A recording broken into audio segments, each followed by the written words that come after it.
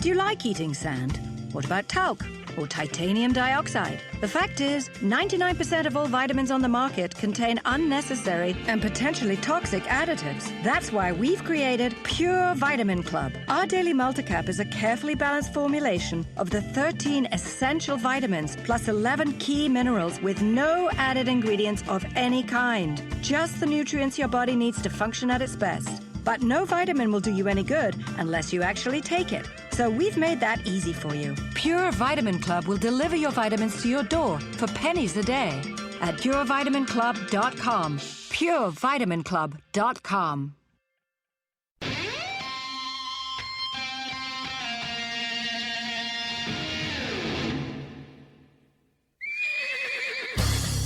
He's Hollywood's go-to guy for health and fitness. And now, America's angriest trainer, Vinny Tortorich, with co-host Anna Bacino. Why am I America's angriest trainer? Your good intentions have been stolen, and I'm here to help you get them back. So you guys, please put your hands together. Give it up for my friend, Vinny Tortorich.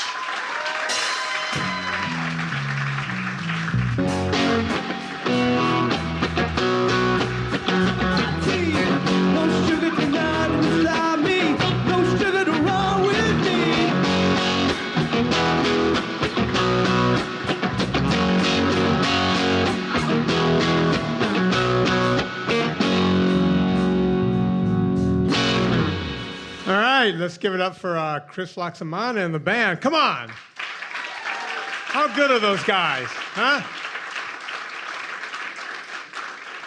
Anna Vocino, come on. Let's give it up.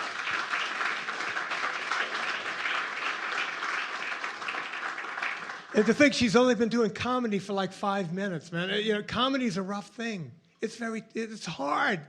But she got up here and she killed it. Come on, Anna Vocino. By the way, her book, Anna, did you mention it? Her book is up for pre-order now on Amazon. And you can go there, Eat Happy.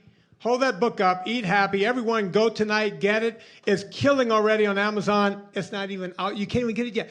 Get it now. Don't wait. Get it. I would like to think that all of you came out here to see me tonight. I would like to think that. But I know in my heart it's not true. I know, this is going to mess with me for the rest of the night unless I fix it now.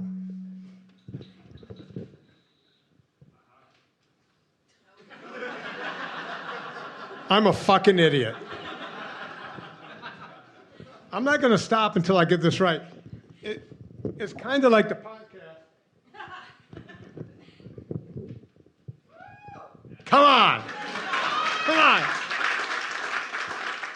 It's like the podcast. I'll get obsessed with one thing. By the way, I'm going to be asking you guys questions in a little bit. And this is what this show is about. This show is not about me. It's about you. It's about, why you're here and what you want out of life. As a nation, we've all gotten fat. And we didn't stop there. We took our Western diet to the rest of the world. The whole world is now eating our diet and getting fat. So I'm thinking we need to fix it right here first. If we can fix it here, then we can fix it everywhere. And I was thinking earlier today, how did this all happen? And then I realized we had nothing to do with it. It was all Sanjay Gupta. Now, Anna and I, about a week ago, we did a podcast. The podcast is coming out this Monday. And right before the mics went hot, I watched a 2-minute video. As a matter of fact, before the mics went hot, I'd only watched 40 seconds of that video. And it was Sanjay Gupta. And I got to be honest with you, he just confused the crap out of me. I had never been so confused about health and fitness in my entire life. And I'm a health and fitness guy. So when Anna came on, She saw that I was already turning red, that I had a problem. She wanted to know what was up, and I told her about this video I was watching. And she says, well, tell me about it. And we started talking about it. And although this video is only 2 minutes long, it took me an hour to explain it. That's why we're fat. Now, today, before I came up here, I never planned anything because whenever I do these shows, I call these shows snowflakes. These shows are about you. No two snowflakes are ever the same. So whatever your questions are, that's what we're going to get to here. That's what we're doing here tonight. But I went and watched that video again because I thought maybe, just maybe, I was wrong the first time. So I wanted to watch it again and see if somehow, while Anna and I were recording the podcast, maybe I heard it wrong. And as it turns out, I didn't. There was no way I was going to ever remember exactly what Sanjay Gupta did. So I thought I'd write it down. Now, again, I didn't watch the whole video. I watched 40 seconds. And when you guys go home, I want you to look this video up. You got to see it. You got to see what I'm talking about. And you'll see why you're confused. You'll see why America's confused. You'll see why. Does anyone here applaud if you follow me on Twitter?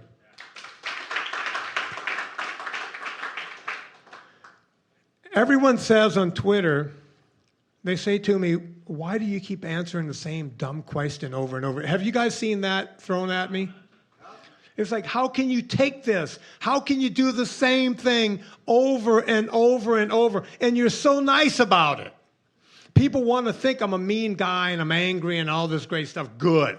I'm angry. I'm not angry at you. I'm angry for you. Someone's got to get angry for us. It's got to be someone. It might as well be me. I answer the same questions over and over because every time a new person comes in, I want that person to understand what everyone else just learned a week before, right? So it's very important to me for everyone to get the information. That's the only way we can make this happen. Now, Sanjay Gupta starts this video off, and first of all, I had to write it really big because I'm old and I can't see anymore.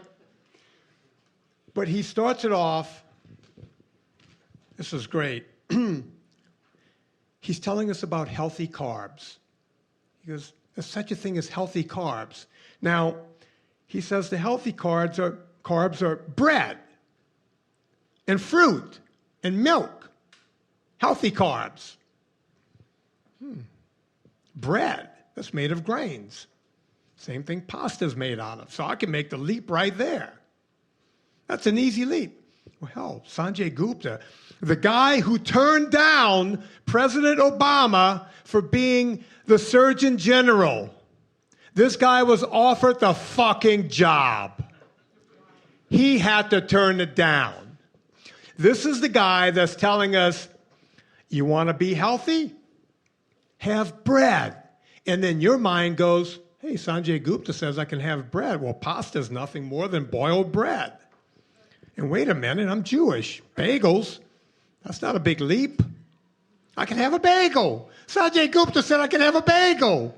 He said all of this just by saying I can have bread. But wait a minute, he also put fruit in that category. Bread, fruit, and milk. Well, how much milk? Skim milk? Hell, we have a craze going on in this country where everyone who's ever done a triathlon thinks it's okay to have chocolate milk. Show of hands, applaud if you've heard this. Chocolate milk is the best thing you can have after an event. Anyone? I can't think of anything worse. It's the most egregious thing you could do. You shouldn't even give it to your kids. If you give chocolate milk to your kids, we should have, child services come in, take the kid away. You don't deserve to have a kid if you're giving a kid chocolate milk nowadays, especially with the crap they put in the chocolate. It's not even chocolate. It tastes like chocolate. It would be good if chocolate would be a big step up, but it's not, right? I could go on for the next hour, but I don't want to. I'm going to go on to what Sanjay Gupta said about unhealthy carbs. Popcorn, soda, and cookies. Thank you. No shit, Sherlock.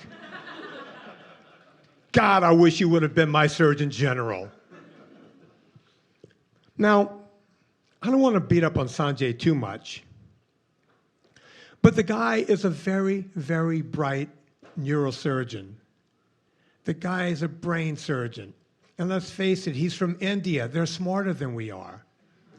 By definition, brain surgeon, India, Surgeon General. But the one thing we've learned about every single doctor in this country, and I've had doctor after doctor, if you've listened to my podcast, I've had doctor after doctor come on and explain that when they were going through medical school, they got somewhere between 5 minutes, 5 days, or 2 weeks of nutrition. And I've only had one person tell me it was 2 weeks. It's usually 5 minutes or 5 days. So just because you are a neurosurgeon means you know nothing about diet, right? So in one case, bread is healthy. Anna, you know how to cook. Anna, are you back in the room? Yep. What's the main ingredient in a cookie? Flour. Is that the same stuff you use when you make bread? Yeah. Anna Vocino, ladies and gentlemen. Come on. Right? You with me on this? Right? In one case, it's not healthy. In the other case, it's the healthiest thing in the world. Now look at fruit. Fruit's got sugar. Anna, Yeah. when you make cookies after you put the grains in it, how do you make it taste good? Put the sugar in it. Fucking Rhodes Scholar, right? Everybody knows that. So in one case, sugar is good. And within 20 seconds, a brain surgeon who's Indian, they're smarter than we are, says sugar is bad. God, I wish the next 20 seconds of this video had never happened. But it did. It happened. Sanjay Gupta, who at this point I can tell is reading off of a teleprompter. That is literally all the guy's doing. I'm going, oh, he's reading off of a teleprompter. And look, they're doing quick cuts. He couldn't even get through this without yelling at the guy who wrote the stuff. But guess what? He works for CNN. CNN pays him a lot of money. It's probably why he turned down the Surgeon General job, because he can make more money in television. That's what they do. He goes on to say, simple carbs are bad. Has anyone in this room ever heard simple carbs are bad? Only a few. Does anyone here know the difference between a simple and a complex carb? What's the difference? Thank you. You know, I've been watching comedy shows for years, and I've always seen the stool, and I've never seen anyone use the stool. I'm using the stool. Okay.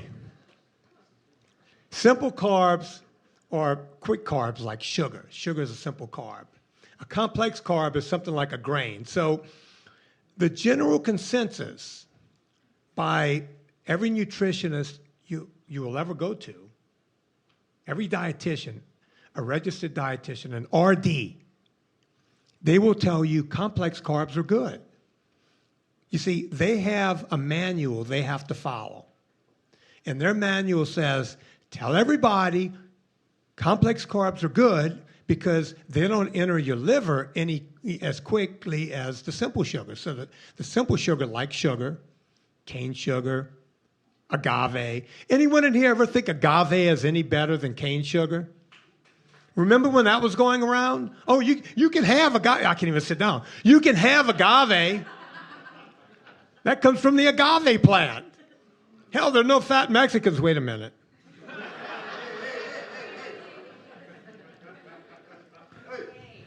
Hey, What, you can't say Mexican? Who's Mexican here?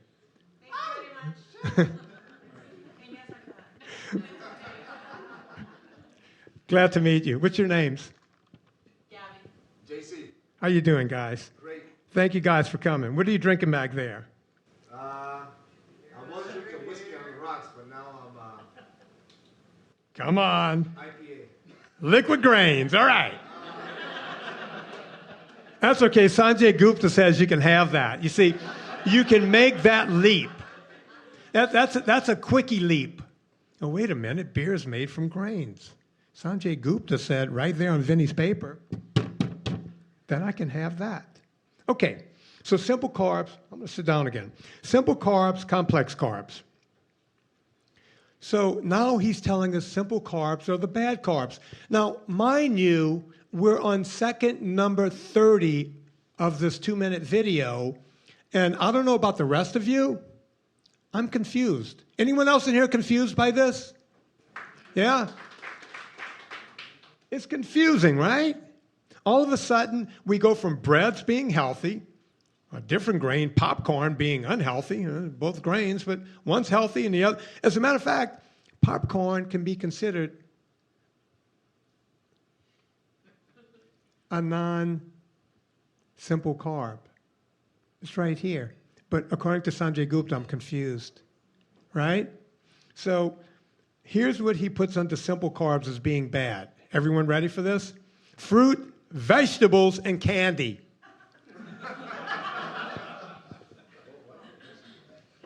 I'm not that good. I couldn't make this shit up. I couldn't make this up if I tried. So, let's review. Healthy carbs, fruit. Simple carbs are bad, so unhealthy carbs, fruit. Within 30 seconds, he's now contradicting himself again. But we trust him because he looks sincere. He's got those puppy dog eyes, huh, ladies? You look at Sanjay, he's got that deep, dark tan. He's got the full head of hair.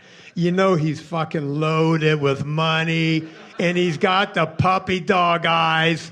And he tells you that fruit is bad and fruit is good in 30 seconds. And we're all going, oh, Sanjay. I'm a guy, and I'm straight, and I would have sex with that guy. He's that good, okay? So, fruit good, and then fruit bad. Very confused. And here's the most confusing part about this simple carb being bad. He literally said the word vegetable right before he said the word candy.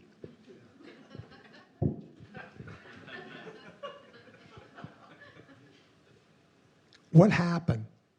What happened to us as a people? There's no way he could have vetted this. And I get it. I see Dr. Drew. He comes running into Corolla Digital. He does a show. He doesn't really listen. He doesn't care. He runs out, right? Dr. Drew is like a watered-down Sanjay Gupta. These guys are running around all day. They go between the hospital. They cure a couple of people of alcoholism. They go stop a heroin addiction. They go to Corolla Digital. They go do Midday Live with Mike Catherwood. If that's what Drew's doing, Sanjay Gupta's got to be doing double that, right? But where do we end up? We end up with confusion. That's where the problem is. Then we get the complex carbs. These are good carbs. And God, I wish I was making this one up. Bread, rice, beans, and potatoes should all be consumed. And we can't figure out why we're fat.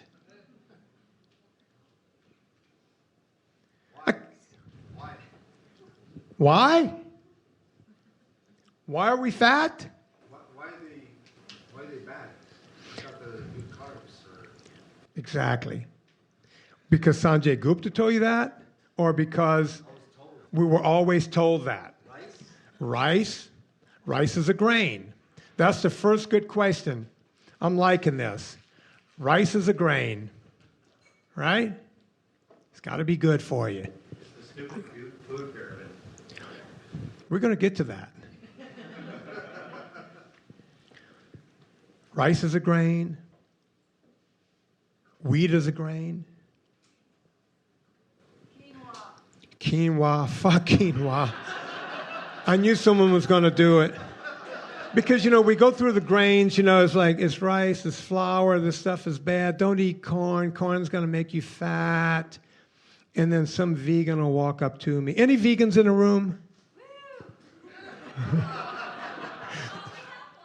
They put the vegan next to the Mexican over here. You see how they did that? Gabby, if I were you guys, I'd move away. Because at some point, she's going to try to convert you guys. Okay.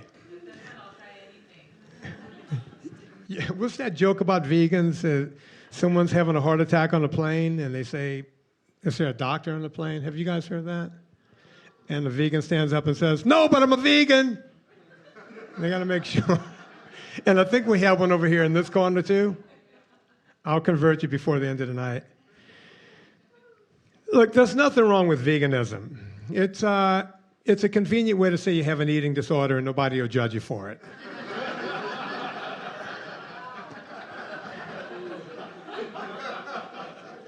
I wish I was smart enough to write this shit down.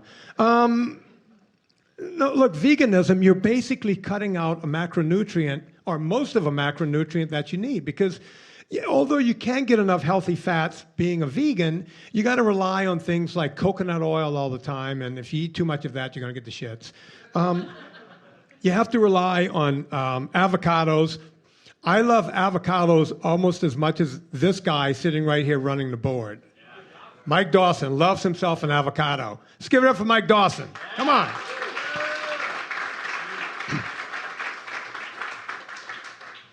Not even Mike Dawson can eat enough avocados to get enough saturated fat in his system. At some point, you have to get tired of that. You can get some fats from oils. You can get it from avocado oil. You can get it from olive oil. You can get it.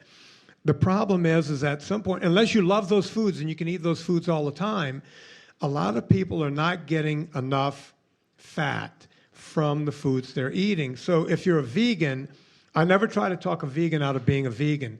You guys just have to be extra careful with what you do, because I do phone calls, and one of the biggest phone calls I get are from vegans who want to remain vegans.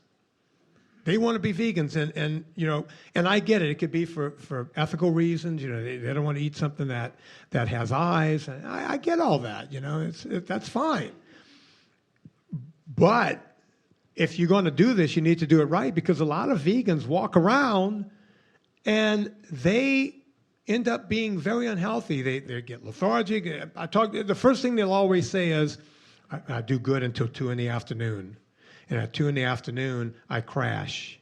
And when the crash happens, I need to take a nap. I'm at work. I'm in my cubicle. Oh my God, I'm hoping that, Joey doesn't come by and see me taking a nap in my cubicle. It's not good. I can't do this, right? And I had one guy, he told me he became a vegan. One guy. Half the guys I talk to, they become vegans and they go, for the first 2 or 3 months, I felt great. And then I started feeling bad. Anyone ever try vegan in a room? They felt good until they felt bad? Anyone? He's pointing to his wife. I'm hoping she's your wife, because this is being videoed. And if she's not, you're in trouble. Anyway, did you have that problem? Well, he put you on the spot. So, do you mind talking? Can we talk about it? Can we, as Joan Rivers would say, probably said it on this fucking stage. Can we talk? All right. So, tell me what happened. What's your name, by the way? It's Alicia. Alicia. Tell me what happened. You became a vegan how long ago? Well, I had cancer for a little bit, and so that kind of prompted me not to have animal source. But I became really weak. I lost a lot of weight, but I was very tired, weak all the time, mopey, sad. Was that during your chemo? No, that was after. After chemo, you were just weak all the time. Do you mind? I'm a cancer survivor too. What did you have? Maybe. No, cancer. I have thyroid cancer, Oh. followed by lupus now. So you're doing great, and you stuck with her. Yeah, good. Well, I wasn't there for the cancer. Yeah, what a guy. I tried veganism, I don't know, like I've 4 always years loved ago. it, like just trying different things. So you're just trying to find your way, right? Here's what I hear from a lot of vegans. They go into veganism, maybe it's because they're overweight or they're not feeling good anymore. Something happens and they decide to become vegan, right? Then what happens is they don't feel so good anymore. Did that happen to you? You felt good when you first started doing the vegan thing? Most of the time, yes. And then all of a sudden I crash. I get right. tired. What about back here? Does that happen to you, or? Well, I actually also have lupus, so that's interesting. It's up and down still with lupus, treatment for that, but I find my energy to be pretty steady throughout the day. What's your name? Mary. Vesper? Yep. Oh, nice to meet you. Mary has been in touch with me on Facebook. If I'm not on Twitter, I'm on Facebook. And I've dealt with a lot of people with lupus disease over the years, a lot of people meaning a few others, not that many. And it's an autoimmune disease, right? Whether you stay vegan or not, both of you, the best thing you could do for yourself is to stay away from sugars and grains altogether, all the time, never touch it. And you can be vegan or not vegan.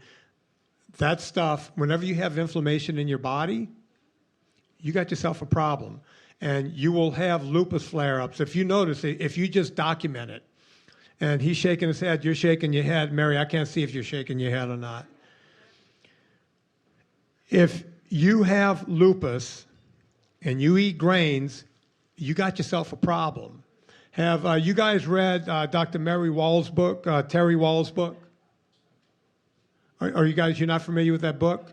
Okay, write this down, or remember this. So when this podcast comes out, you're welcome to pull your phone down and write this right now. There's a book called The Wahls Protocol, Dr. Terry Wahls. Wahls is spelled W-H-A-L-S, I think. W-H-A-L-S. Terry Wahls. Is that right? No, other way. W-A-H-L-S? Okay. Thank you, Anna. Terry Wahls, she's been on the Friday podcast. The woman had, not lupus, Anna, do you remember what she had? MS. So you guys know, I mean, just an amazing thing. She's this doctor who, she was taking all the medication and just getting worse and worse and worse. And she cured herself by eating 10, 12 cups of veggies every day, eating meat, eating saturated fats, getting off of sugar, getting off of grains altogether.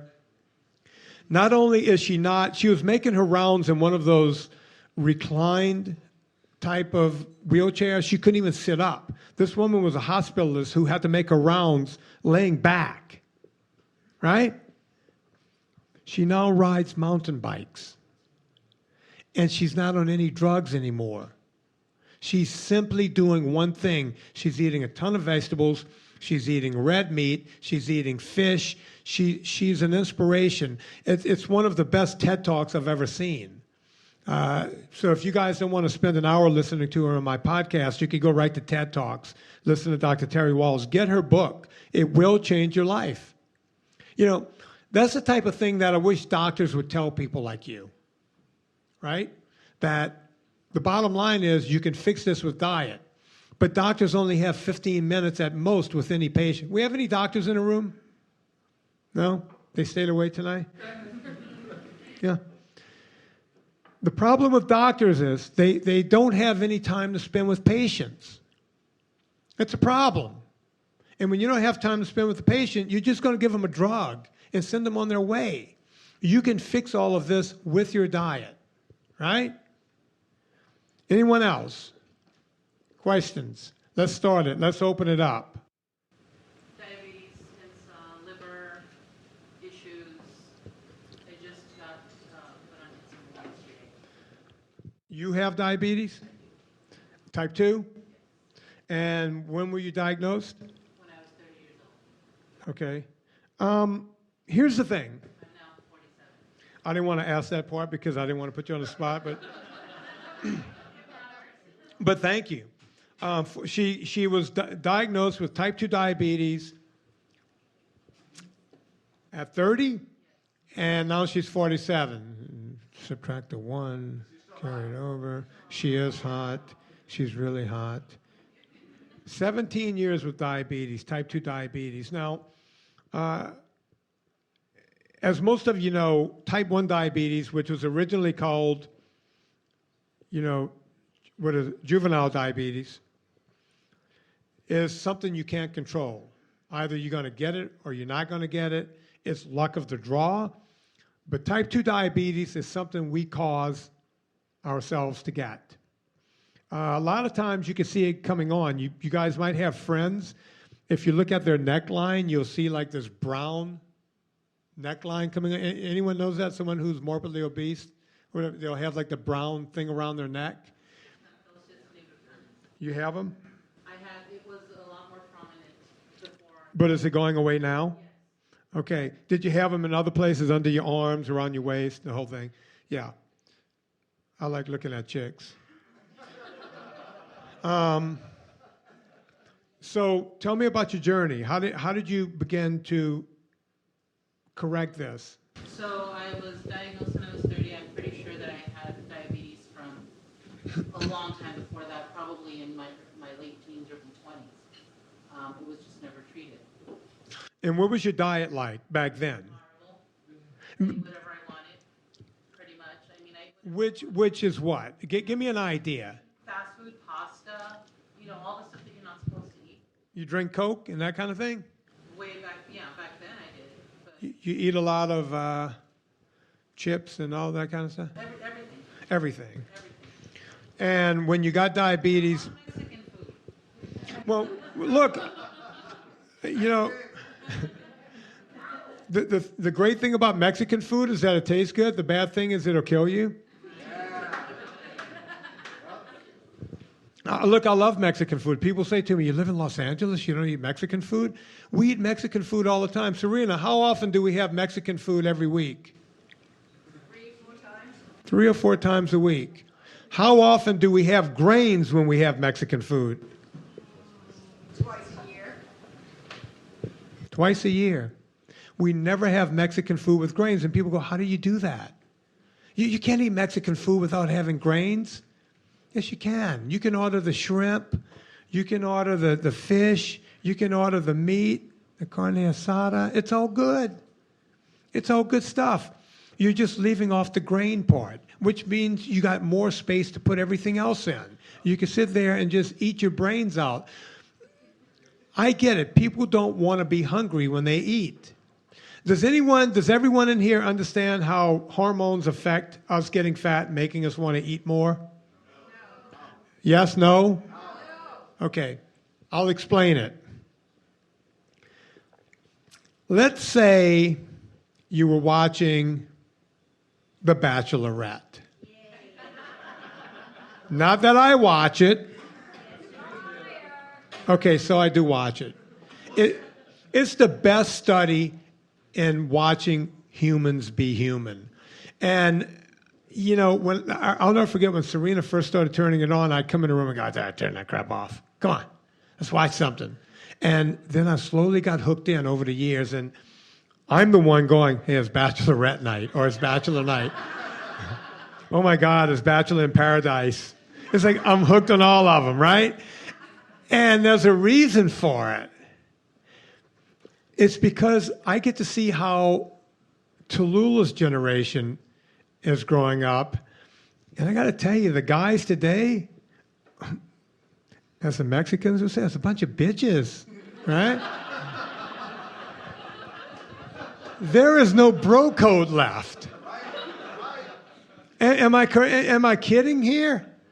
I mean, it's like, hey, he was talking about you, and he just wants to be here because he wants to be famous. And I just thought you should know. That's never worked ever on Bachelor. That's the next guy to go, right? The guys seem to bitch more than the women. right? So I love watching Bachelorette more than Bachelor because I'm also thinking that's someone's little darling that's being kissed and banged by 5 different guys. You guys ever have that thought while you're watching it? I start getting embarrassed for the parents. You know what I mean? It's like you're sitting there going, oh man, that's like the 5th guy she's kissed tonight. Her breath has to be like fucking swamp water, right? It's like, is she brushing her teeth in between, gargling something? Am I the only one thinking this? But I can't help but watch it. The problem is, when I watch it, it's the one night that we have nuts. We get in bed and we have a bowl of nuts and we eat nuts. Because when you eat nuts, at some point, you can stop eating nuts because there's some protein and some fat in there, and you're not going to get your leptin and ghrelin and your insulin and everything running. Now, let me put it to you in a cartoon form and explain what happens. Let's say you're not perfect like me. Let's say you got in bed with your wife and you're watching Bachelor, and you guys have one of those family bags of Dorito, right? Let's give her a pint of ice cream. You got the Doritos. She's got the ice cream. You're sitting there and you're watching Bachelor. And you tell yourself you only bought the family bag because you were being prudent. You get more for less money. I know if I was buying anything, I'm going to buy the Big Chub pack, right? You want to get that because you get more for your money. We're Americans. We like a deal, right? You tell yourself, yeah, I'm just going to have a few, and I'm going to roll it up, and I'm going to put it away. And before you know it, you've eaten the entire bag of Doritos. And you tell yourself, I'm such a loser. You don't say it out loud, but you know, I'm such a loser. I'm powerless over these chips. And you don't have to say it out loud because your wife is sitting there finishing off the pint of Haagen-Dazs going, I'm such a fucking loser. This guy must think I'm a pig. He will never sleep with me again. And he's sitting there going, I would bang her brains out right now. It's these conversations we have in our head. She's got a little ice cream dribbling. It's like, oh, I can lick it off. And next thing you know, I'm working my way down. It's just what we do, right? So everyone thinks they're a loser. And a lot of times you'll go to sleep and you'll wake up the next morning and the evidence is right next to the bed. And you got the bag going, oh, look, it's still there. I'm just going to have waffles for breakfast. So here's what happens. Who eats in bed? Everyone. If you eat in bed, round of applause if you eat in bed. You're the only one. We all eat in bed. So here's what happens.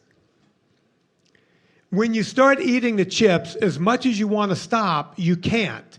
Because as soon as that first chip hits the saliva and hits your mouth and hits your taste buds, your brain is already working. Your brain's going, okay, get ready, guys. Here it comes. Some chips coming. So let's start releasing a little insulin because these chips are going to keep coming, and we got to cover that with insulin.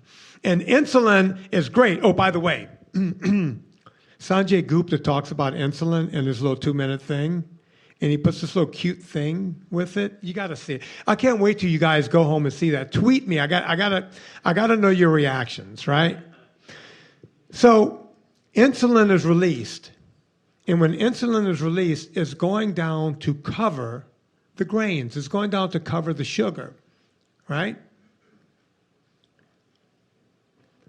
The problem is after it covers the sugar, and it'll put a little sugar in your blood, it'll put a little sugar in your muscles, it's going to put just a little bit in your liver, and it's been doing that throughout history because we need to be topped off with sugar in case we have to run away from a saber-toothed tiger. That's why it's there, so we can move quick, right? That's why it's so good for athletes, basketball players, boxers, football players who work really fast for about 10 seconds and they stop again. That's why Gatorade works so well on those guys, right? The problem is, once your sugar is topped off, and you still have carbohydrates going in, your insulin has to do something with the rest of those carbohydrates. You see, it's not like we just poop it out. Eventually, we poop out all of the fibrous stuff, but all of the energy source, the macrocarb, the carb is a macronutrient. Something's got to be done with that. And what we do with it is we store it as a fat. We magically turn it into a long-chain triglyceride, and we store it as a fat. Is everyone up with me here? Who said no? I want everyone to understand this. I want everyone to leave this room happy tonight. Okay. Insulin, when it goes down to cover the carbohydrates, whatever's not used for sugar, which is a very little amount, small amount, the rest of it gets stored. It gets magically changed into a long-chain triglyceride. That's a fat. That gets stored in your fat cells. Let me explain fat cells for a moment so that you guys can understand that. Do you realize that when you turn 13, 14, you reach puberty? I think kids today are turning puberty at 9 or 10, I heard. It's getting, that's not funny, by the way. That's happening because of all of the carbohydrates. Kids are hitting puberty quicker now, which is not good, right? Girls are developing breasts at 8 and 9 years old. Kids are being born now fat because of the diet that the mothers are eating. It's bad. We got ourselves a problem here. We're going to break under the weight of our own weight in this country unless we turn it around. We're going to be putting so much money into health care, we won't have any money to put in the military. We're going to be fucked, right? So here's the problem.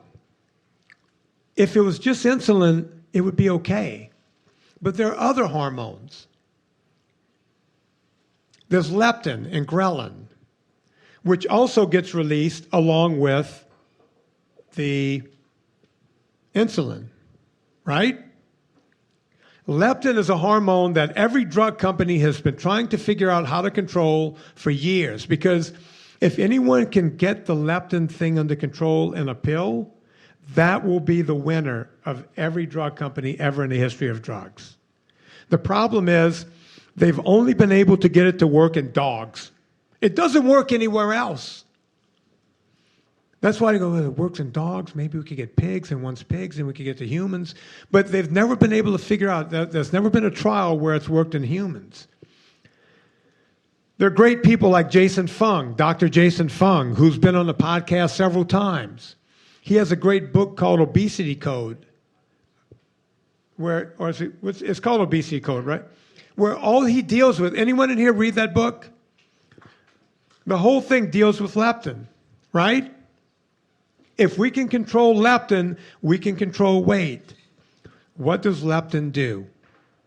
Leptin is there to tell us we're full. It's that thing we get. Anyone remembers back when Pondaman, Fen-Phen, it was called Fen-Phen. Anyone in here, show of hands. Clap it up if you were on Fen-Phen at some point in your life. Fen-Phen was on the market for a very short time, and it was very, very, very good at getting people to lose weight because it made you feel high, it made you feel energetic, and you felt full. Pondaman was the drug that made your brain say, I'm full. It blocked the leptin receptor. That's basically what it did. And then the pheno, whatever it was, made you high. So it was speed along with Pondaman that made the whole thing work. The problem with leptin Fen-Phen was the fact that it was killing people. So you were thin, but you were dead. So you were really good-looking carbs, which doesn't really work because now you can't hear people going, oh, Larry looks so good, because you're dead. And guess what overweight people said when they took this drug off the market? Oh, they don't want to help us. They want us to be fat. There is not a drug company in the world that won't sell you every friggin' drug known to mankind. They didn't want to take it off the market. The government made them take it off the market. I'm getting a little hoarse up here. Who could get, Anna, can you give me a drink? I love to have a drink. Anna knows where I like to drink when I'm podcasting. Well, I have myself a vodka, but Look at Anna having a vodka. Come on, folks. Look at those legs, huh? Look at that. Villa Capelli. this is my own personal stash of Villa Capelli, by the way. I'm a true friend to share it. No, I'm not sharing it.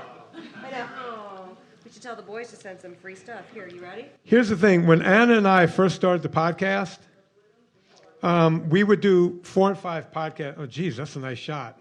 I did. It kind of glugs out. It does glug out. Can you hold it up to see the color? Look at that. You know that? It's cloudy because it's got the short. It's got everything in it. It's good. Right? Oh, this stuff is so good. Oh, the poo you pinch. This stuff is so good. You know, when we first started doing the podcast, here it comes. Oh, yeah, there it is. Anyone in here get Villa Capelli besides me? Who gets it at home? Don't raise your hand. Clap it up. Stephen Crutchfield, Paul Capelli. They've been sponsoring our podcast forever and a week. And it was right when I first started doing the show, I would get hoarse. We would do it at Anna's house. Anna had a studio, still has a studio. And we would do it from there. And by the third show, my voice would go out because I was yelling all the time. Back then, we would do podcasts. There was one of the early shows was a woman who fed her kid Nutella every day and couldn't understand why her kid was unhealthy. She sued Nutella. She did, and successfully sued Nutella. They settled out of court, right? But Anna used to bring me, you know, as a true Italian would, she would bring me this Villa Capelli, and we talked about it so much that Paul Capelli, being an ad guy, was looking in, he was trying to figure out how they were selling out in the United States because it's an Italian company. And it's because everyone who was listening to the podcast started buying Villa Capelli. So Paul called us up and said, hey, would you guys say it every week? And we said, hey, would you give us money? And he said, hey, yeah. So we've been doing it ever since. God, this stuff is good. People ask if I really drink it. I really drink it. I drink it every day. There's nothing better than olive oil. And I'll tell you guys a little story before I get back to that leptin. About 6 months, it was about 6 months, right, Anna, after they started advertising with us. Yeah. Paul got in touch with us and said, Jillian Michaels, her people got in touch. They wanted them to sponsor her show, her podcast. So Paul called up and said, hey, Jillian Michaels wants me to, you know, go to her podcast. And we said, great. We didn't say that. Anna's kind of a candy ass. I said, great. Go. But we're done. And Paul said, no, not only am I not going to do that, but we're going to double what we're paying you guys. And let me tell you, that's what you call loyalty. And because of that loyalty, I love Villa Capelli. I want you guys to love Villa Capelli too. So when you get a chance, go over to VinnyTartaries.com. That's what you call a live read. I'm sorry, folks. I know you paid to be here tonight. But this is a podcast too. So for the people that are not here tonight, go to VinnyTartaries.com, click through the Villa Capelli banner, and when you get to checkout, put in the promo code Vinny. Don't spell it with the wimpy Y, spell it with the I-E, and you get 10% off. And that goes for everyone here too. So back to leptin. Leptin is supposed to tell us we're full, but kind of like being an alcoholic, you know, if you never drink and then you have one drink, you go, oh my God, I'm a cheap drunk. I'm high. I feel good, right? One drink. But if you drink a couple of drinks every night, it takes you a good 2 or 3 before you get the same thing, right? Well, the same thing happens with leptin. The more grains you eat, the more crap you eat, the further you're pushing that leptin switch and you're making it dull. And it doesn't work anymore. And when the leptin switch doesn't work, you never feel full. You always feel like you can eat more. And that would be fine if that was the most insidious thing that happened, but it gets worse. There's ghrelin. Ghrelin is another hormone. The ghrelin hormone is there to tell you that you're hungry. But that switch is always in the wrong position too. So when you got all these switches going off in the wrong direction, you feel hungry all the time. And you think the problem is, oh my God, I'm a loser. I can't stop. I see the people on the television, they're all skinny. How can they stop? What's wrong with me? There's nothing wrong with you. What's wrong is the food you've been fed for 1,000 years or for 40 years, and having experts like Sanjay Gupta, who we trust because he looks trustworthy, and for God's sake, he's on CNN. The guy is a brain surgeon. He's cute. He's got the puppy dog eyes. He can't be wrong, right? But he is. He's telling us that cookies are bad, but bread is good. He's telling us that popcorn is bad, but other grains are perfectly fine. When we get that mixed kind of message, and you can't stop yourself from eating food, you feel like, I'm out of control. And you're the only one that could get you back into control. You, period. We can all do it. I had the great Dr. Ron Rosedale. Anyone hear my Ron Rosedale interview? It was a one-on-one on Friday. You guys have to go back and find that interview. He said the most poignant thing I'd ever heard on any of my podcasts. He says, we can turn the obesity epidemic around in 2 weeks. And I thought about that, and I went, wow, he's right. We can each individually, if we just cut off all the crap we're eating and just turn it around, we could turn it around in 2 weeks and not be fat anymore. Well, it would take a while to lose your fat, but you would be on the road to recovery. Does that make sense? Okay, I don't want to go on forever. Questions? What's the deal with gaining weight after you start exercising again? I heard you talk about that on the podcast. And cut out the sugars and grains, lose a bunch of weight, start lifting weights or something, and then you gain it. Okay, a lot of trainers will tell you, trainers. Oh, God. I'm going to lose my mind on this question. I know I am. I need to calm down. If only I had Indian music. Oh, God. Someone didn't pay attention and they left the beginning part of the song on, which is driving me nuts. But just let it roll, Mike, because my music is going to come on. Oh, yeah.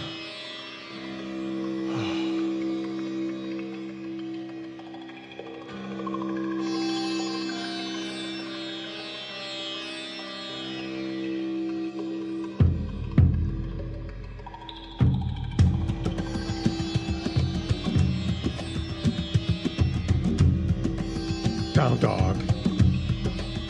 Which one is down dog, Anna? Is it this one? Am I doing it right? No? Oh, ass in the air. Like that? Is that down dog? I'm trying to do it right, Anna. Oh, like this? Oh, hang on. I'll get it. Like this? Oh, yeah. Oh, yeah. Some people are looking at the back of my ball sack right now. Oh, yeah. Oh, wait, I got a better one. Half warrior pose. Oh. Tarun Bajaj. Oh. Chicken tikka. Saag paneer. Oh. Okay, I'm better. Jesus. What was the question again? No, I know. I'm just kidding with you. A lot of people, you got the question half wrong, but half right. A lot of people start exercising and, they hire an expensive trainer. And the trainer, they gain weight. And the trainer, and most of them are kind of dumb. I'm kidding. They're all dumb. Out here in LA, we call them TAMs, trainer actor models. And they'll say, oh, the reason you're gaining weight is because you're putting on muscle. You're gaining muscle. So now those muscles are so big. See, you used to be like a 4-cylinder engine, and that doesn't burn a lot of energy. But now you're like an 8-cylinder because you got more muscle. And that muscle is going to burn more fat. You're going to burn more fat while you're sleeping. Has anyone ever heard that from a trainer or somewhere on the internet? That's the biggest pile of fucking bullshit I've ever heard. I don't know if I've ever heard a bigger pile of crap than that. What happens is someone says to themselves, I need to get up and start moving, right? And they go, you know what? Sally next door, she runs every day. She looks great in those tights. Sally's pretty hot. Maybe one day Sally's husband won't be home. My wife won't be home. She'll come over for some sugar. You never know. But Sally looks hot, and you want to look like you want to be in shape. And besides, if you go out and run, you might run into Sally. It can be great. But then you got to learn how to run. So you buy a Runner's World magazine. And they tell you need special tennis shoes. So you go out and you get the special tennis shoes. And you got a guy getting paid $9 an hour at the tennis shoe place going, oh, dude, you pronate. Anyone buy running shoes in here? All right? Anyone ever told, they walk in, they look at you, oh, you're pronating. He's pronating. Look at, they put you on the treadmill. That's my favorite part. $9 an hour. They put you on a treadmill, and they got a special thing, right? They got a thing there that they call it a camera. Camera's taking a picture of you, and they go, oh, look at that. Come here, George. Have you seen one worse than that? And then they take the shoes you're wearing right now, and they turn them over, and they look at them, and they go, oh yeah. How do you even get up in the morning? Do your knees hurt? Everybody go, yeah, my knees hurt. You know why? Because we're old and all of our knees hurt. They just hurt, right? So they're there and you need these stabilizing shoes, right? And then when you go into the checkout counter, you see this big row, and it's all of these ergogenics. Ergogenics is a fancy word for these are all go faster products. There's powders, there's goos, there's bars, there's muscle milk, there's goo chomps, there's Cliff bars. Well, they got fancy names, and you see people hanging off of a cliff right there, right? And you're going, well, geez, this is what athletes, Mary, was her name Mary? Susie? Sally, next door must be using this product. She has to be, because look how good she looks. I need to use these products. And if that doesn't get you, when you get home and you look in your Runner's World magazine that you picked up at the checkout counter, that's going to tell you right there, oh my God, you can't run without carbohydrates. You need carbs to run. You need carbs before you run. You need carbs while you're running. You need carbs after you run. As a matter of fact, they will give you a prescription. You need to carb up before you go out there and run. You need to carb up. If you don't carb up, you're not going to make it, right? And while you're running, you need to have carbs every 20 minutes. And as soon as you finish running, you need to find yourself some fucking chocolate milk, because that is the best food. A chocolate milk. If you can't get chocolate milk, get something close to chocolate milk. At one time, they used to say beer. Have a beer after. You guys remember that one? Yeah, have a beer. That's the best thing. When I was playing high school football, I grew up in the South where kids would drink. They would give us beer after practice to put weight back on. Literally, that's what they would do. And so you get all of the, it's like this weird dichotomy. It's like this, you're hearing all this stuff, and there's this weird cognitive dissonance that happens. You got into the sport because you wanted to lose weight. As soon as you got in, they told you to eat nothing but sugars and grains and carb up. So the trainer was wrong. You got fat, and everyone else gets fat. I know people who trained for a marathon. They went from a couch to a marathon in 18 weeks and literally put on weight. And I'm not talking 1 or 2 people. I'm talking a lot of people. This happens to a lot, right? So did I answer the question for you? Because Yeah, partially, and that did happen to me before. Right. But I've been listening to you since October. I went NSNG, and then once I started lifting weights again and kind of getting out there and moving, I noticed I started to put a little bit of weight back on. And you know, sometimes I slip up, eat some sugars or whatever, but how much slipping up are you doing? Let's use you as an example. What's your name? Jim. Jim. Hi, I'm Vinny. Okay.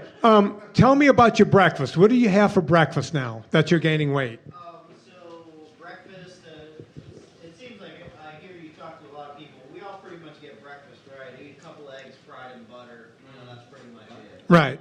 And every few months I'll slip up, you know, have some ice cream or something with the kids. But I was thinking, I was listening a lot. I think maybe I add in too much nut butters or dairy. I'm trying to figure out what I got to cut out. All right, so you have that for breakfast. What do you have for lunch? For lunch, it depends on how much time I have. So sometimes I might just have a coffee with some cream in it, or sometimes I'll have, you know, something, maybe a piece of some cold cuts or a salad or something like that. Lunch Right. is sparse. Okay, and then what? And then usually I'm good till dinner. I don't snack. And then dinner kind of depends on what the family's doing and all of that. So that's where the things come in. Like maybe we'll have tacos, so I'll have the corn, or you know, things like that. It's really hard staying true with the family not doing it. Okay, so what do you put on that salad at lunch? So the salad, just pretty much vegetables. As far as dressing, Yeah. I started making my own dressing. Okay, so you're not using. By the way, folks, there is no commercially made dressing that's any good. Period. Yeah, for a while I was using the commercial dressings. I've only recently cut those out. Right. You're agreeing with me or saying you found one that's good? Yeah, I don't care what it says on the bottle. It's made with high fructose corn syrup. You will feel sleepy a half an hour after you eat a salad with blue cheese or it. That's the other telltale. If you're eating and getting tired, I feel like Jeff Foxworthy. If you're eating and getting tired in 20 minutes, you might be getting some high fructose corn syrup. Mike, that doesn't work, does it? Yeah. I'm going to put that on the T-shirt. But you get that, right? If you're getting tired 20 minutes later, and if you find the other thing, some people don't get tired. They'll just get a craving. I do the phone calls every day. People are like, I do 5, 6, 7 phone calls every day. They'll go, no, yeah, you don't understand, man. Between breakfast and lunch, I get ravenous. I want to have something. Some people don't get tired. They get hyped up, and they want to eat more sugar. Or they're going, well, I can't help it. I have to have a power bar. If you have to have a power bar, you understand, right? So any of those things. So you get tripped up for dinner. The key is, you said you have a wife and some kids. Let's get it rolling now. Don't do what they're doing. You're the daddy. You tell them what's going on, right? I hate to sound like Dr. Phil here. That rabbit don't jump. That dog don't holler. What is he saying? He's got all kinds of weird shit. I think he just sits up there and he just does one-liners, right? That cow don't moo. No, Dr. Phil, I told you that my mother's sleeping with my girlfriend's brother's wife. Well, that horse don't buck. I've never understood that guy. He never gives anyone any advice, right? Yeah, horse don't buck. That dog don't hunt. All right, so you get what I'm saying. Take charge of the situation. Say, hey, look, we're going to have Taco Fridays, right? Or we're going to have Pizza Thursday. Don't do it 2 days. Don't do Taco Fridays and Pizza Thursdays. But you have a day when you do that. Don't be one of these people. And I hate to do this thing. I feel like Jillian Michaels when I start yelling at people. Take charge of it, because guess what? You don't want them to have your problem 10 years from now. So let's just stop it now. Now, by the way, before we go too long, did everyone get a raffle ticket? Everyone's got one? Anna, do you see the raffle bucket back there? You mind bringing it up? We decided to do this. Usually you do a raffle to try to get people in the door. You guys were already in the door, so I didn't have to do this. But Serena came up with this great idea. She goes, why don't you give a free phone call to someone who comes to the show? That's a nice prize. Yeah, because I wouldn't be that nice. How much? How much is the phone call? Yes. It's an hour phone call, and it's $195. So it's $195 value. I want to win it. Anna, did you put a thing in there? No, I didn't. Okay, Maybe. all right. I'm going to do this, like this. Well, I already did that. You got to pick. Oh, I'm paying. Yeah, because I can't read it. I can't say I don't have Oh, glasses. that's true. So I'm going to do this. Don't look the other way. All right, go ahead and reach it. Wait, reach your hand in there, Anna. There you go. Oh, yeah, baby. Reach deep. Oh, yeah. Yeah, that's good. Okay, ready? 5, 2, 4, 7, 8, 7, 8. Who got it? That guy. This one? All right, read it again, Anna. All right, everyone. Is everyone looking at your car, at your ticket? It ends. Do the last three. We're gonna call out the last three numbers. Ends in 878. Do not lie. Are you truth telling right now? Oh my God! I had a phone call with you the other night, Jim. You get a free phone call. Look at you. I love this, Jim. There you are. You've been sitting back there the whole time. We spoke 2 days ago. Now you get a free phone call. How's it going for you? It's going good. All right. Jim is going to get a free phone call, but since he's already one of my callers, I'm going to give another one. Huh? Throw caution to the wind. Yeah. I'm feeling good tonight. All right, Jim. No, I'm going to hold it. How many people here have had a phone call before? Yeah, because I'm not going to keep giving out free. You have? What's your name? Oh, Paul, we spoke the other day. Yeah. All right. You told me you were going to be here. Yeah, and here you are. You didn't lie. If you win, though, everyone's going to be super disappointed. You know that, right? All right, ready? 859. 859. Check your tickets. 859. Right here. Who's that? Right in the back. Tell me your name. Hey. Nate. Nate gets an hour phone call.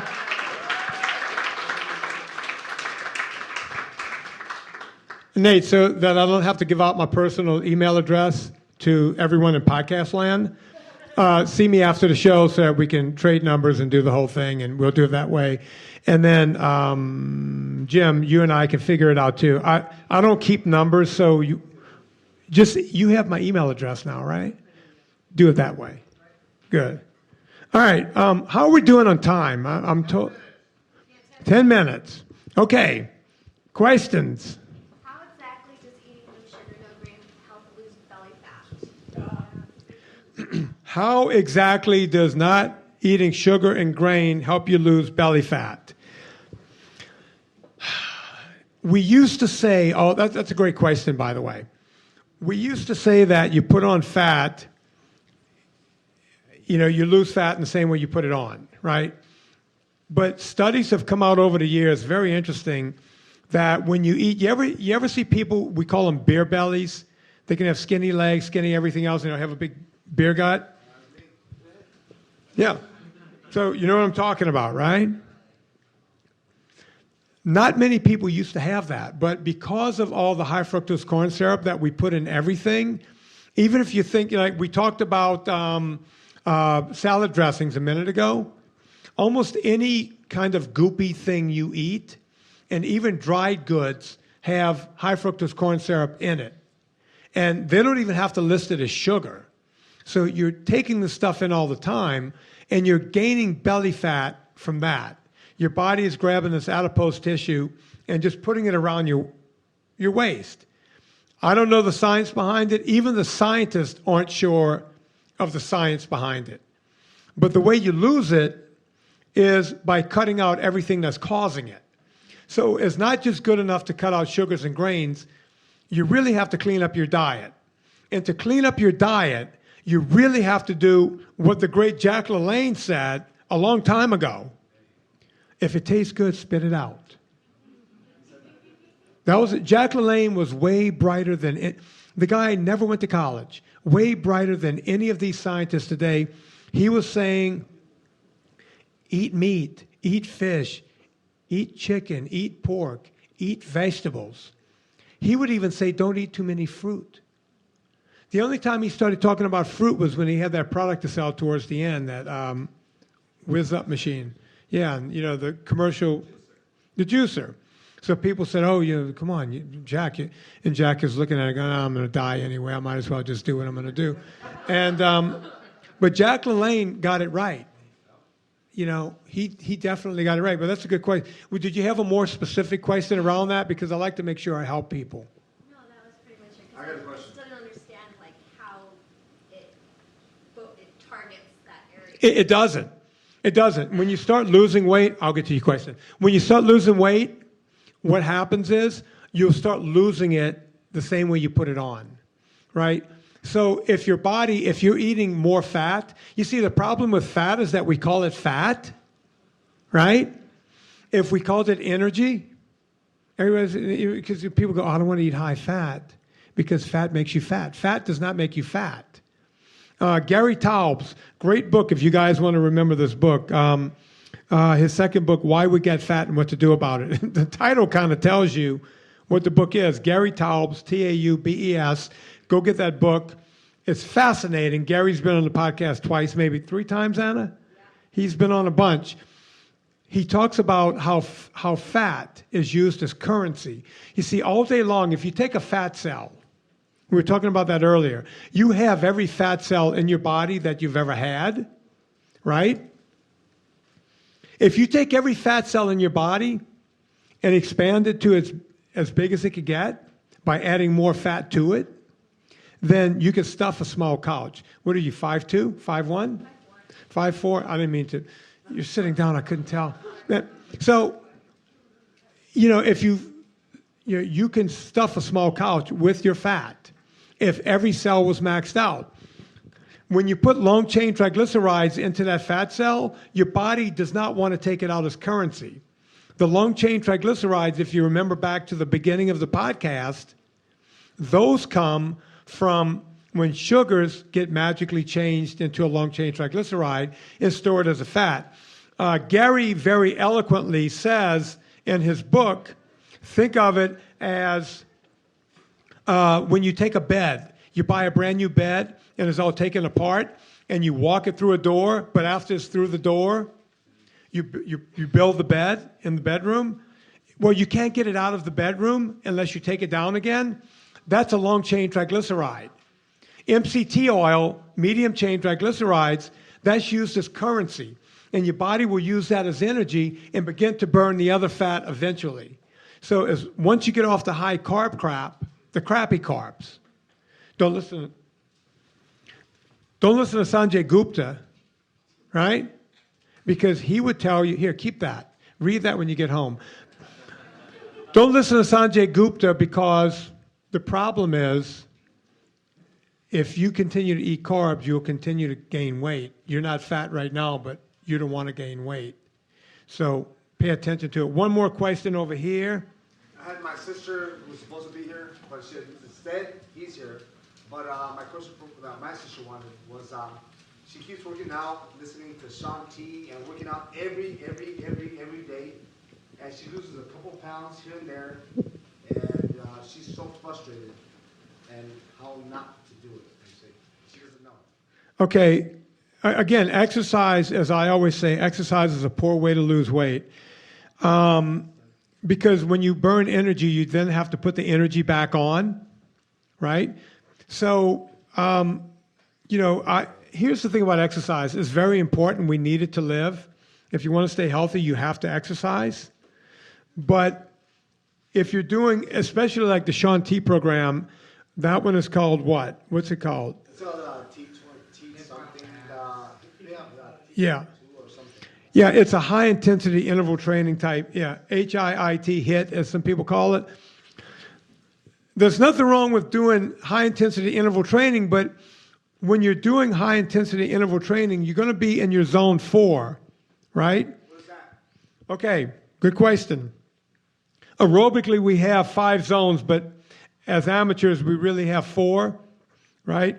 So zone 2 goes up between 70 and 79% of your maximum heart rate. Zone 4 is putting you at your max. Like when you're up there, you... Explain to them like you're sitting down, then you start to stand up and walk around, then you start to walk. Zone 1 is what? Watching the TV? 1 is basically walking. You can jog in 2. If you're jogging uphill, you can probably hit 3. If you're running and you feel like you can't go anymore, that's 4. And you know how Sean T will get you to where, oh my God, I can't do another rep. And then he takes you to do something else. Because he's good looking. Oh, he's very good looking. If I was into that kind of thing, he would be my kind of guy. Sean T is very good looking. But you understand when you're in zone 4, you're not burning fat anymore at all. You're burning sugar. So once you burn off those carbohydrates, you need to eat them back on. Does that make sense? If you were in zone 2, which is between 70 and 79% of your aerobic capacity, your body's burning mostly fat. Does that make sense? So if your sister would take it easier and go out for a jog or got on an elliptical machine, or even take Sean T's workout and just don't do it as fast, just bring it down a level, if she likes doing that, she'd be good to go. But exercise is never the number one way to lose weight. So as a diabetic, if I'm trying to burn off sugar and I'm exercising, I mean, I ride a bike, I go hiking, I'm a very active person. Right. I've noticed that, especially if I go cycling, it used to be where I would go, do my 30 miles, 40 miles, whatever I was doing. Right. Come back, check my blood sugar, and I'm down to 120, and I'm fine. Now, after exercising, I go check my blood sugar, and I'm over 200. After exercise? After exercising, and mind you, I haven't eaten since like an hour before. What are you that morning when you wake up? Actually, they were running kind of high. I just got on insulin yesterday, so I don't know. Yeah, you gotta. That's a medical question, and I'm not allowed to answer it. Exercise won't cure that. It's in your diet. You can't exercise away a bad diet. No. What I'm saying is as far as burning off sugar. Right. How long do you need to exercise at stage 4 to burn off, I guess, sugar and then It doesn't work that way. It's a much more complex question than I could ever do in a comedy club. I'm sorry. One more, and we got to go because they told me to cut it at 10. Share. Share? Yeah, I want to hear about your share story. I want to hear it. This woman has a question back here. Go. Question about grain-fed meat. I was wondering if you eat that. I do eat some grain-fed beef. I also eat grass-fed. Anna and I have a show coming up, right, Anna? Where a lot of that is debunked. Serena and I eat a lot of grass-fed. We eat some grass-fed, grain-finished. The thing that we try to pay attention to is not actually eating hormone meat. That's the big thing for us. It's tough to tell people to eat grass-fed, driven in by cowboys on a horse type of thing. Expensive and often mislabeled. Yeah. What about the processed meats? Is that how that can cancer and nitrates and nitrates? The nitrates and nitrates and all that kind of stuff. Yeah, like you eat cold cuts. Oh yeah, I eat cold cuts all the time. I eat salami and so on and so forth. If you're not gorging yourself on that stuff, you're fine. But eat the good stuff. Don't eat the crappy Hormel, yada yada. Does that make sense? Okay. And about Cher, no, we've never slept together, and I never went on a date with her. On that note, are we done? They told me to be off at 10 o'clock. Are we good? Yeah, we're good. All right, folks. I will be out. Anyone wants to buy me a drink? I'm available. We can talk. We can keep talking. Anyone who wants to talk, I'll answer any question except for a share. On that note, I want to thank once again everyone. Let me thank them individually. Mike Dawson, who came out. Thank you, Mike, for doing this tonight. Chris Loxamana and his band. Anna Vocino. And the love of my life, Serena Scott Thomas, who worked the camera here all night and supports me through all of this crap. I couldn't do it without you, honey. On behalf of one more. Another honey I can't do it without. Andy Schreiber, guy who runs Pure Vitamin Club. Make sure you see him on the way out.